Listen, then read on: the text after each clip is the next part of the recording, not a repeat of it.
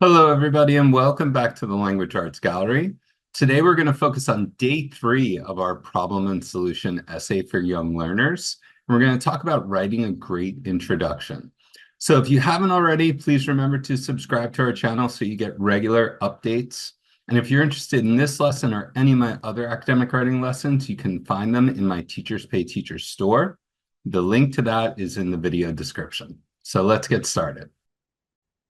In our last 2 lessons, we've been talking about a problem and solution essay.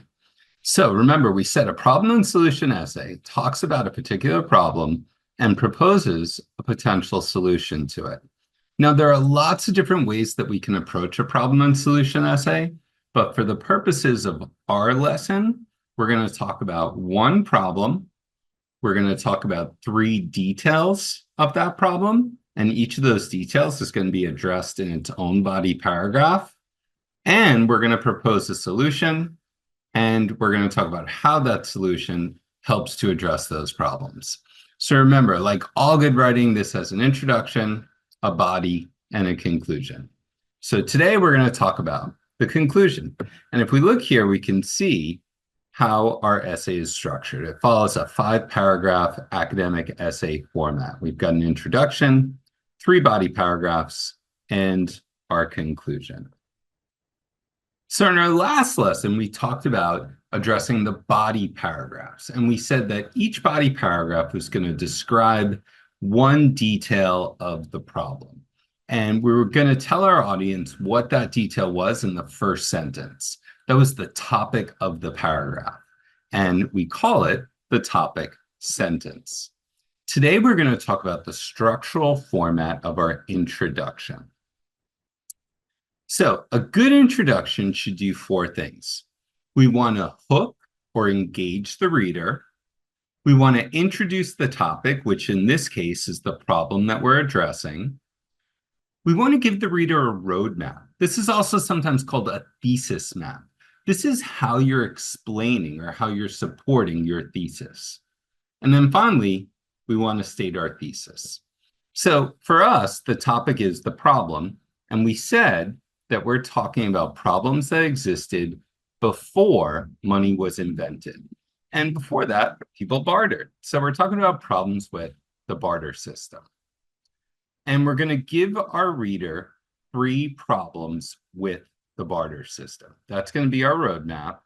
And our thesis statement is going to be that money addressed all of these problems. So let's take a look here. First, when we talk about hooking the reader, we're talking about engaging the reader. We want to draw them in with that first sentence. And there are lots of different ways we can do that. We can use an exclamation or a strong statement like, life before money was next to impossible. We can ask a question. Have you ever wondered what life was like before money? Or we could use a quote or a famous saying. Money is the root of all evil. Whoever says this didn't know what life was like before money. So all 3 of these strategies here, they draw me in. They get me to want to keep reading. And that's what we want to do. We want to get our reader with that first sentence and make them want to keep reading our essay. Next, we want to be sure that we introduce the topic of our essay. What are we writing about? Well, before money, people had to barter to get what they need, and that was difficult. It created a lot of problems. Our roadmap, or our thesis map, we said, is the 3 big points that we're going to cover. We want our audience to know what each body paragraph is going to be about.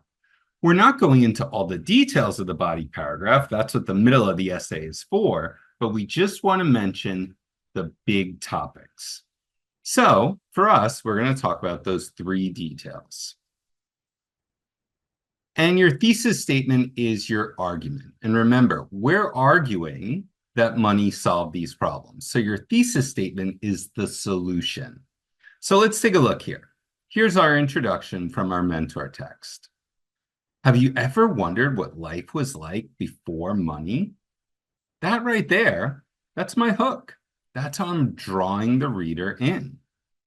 Long ago, people didn't have coins or paper bills. Instead, They had to trade goods and services to get what they needed. This system, called bartering, had many problems. So right there, I'm introducing the topic and I'm explaining that's the problem. Now, I want to give my reader a roadmap. I want to give them details of the problem. It was hard to find the right trade. People couldn't save items easily, and there was no fair way to measure value. Those are the three big topics that I'm going to get into in the body of the essay. And then finally, I've got my thesis statement. My thesis statement, again, that's my argument, my solution. That should be the last sentence of the introductory paragraph. And it says, the invention of money solved all of these problems.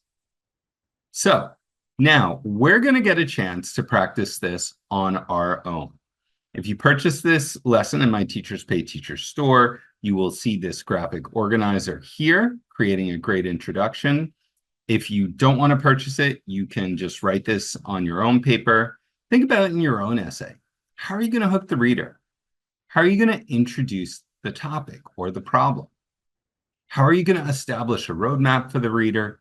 And what is your thesis statement, or what is your solution?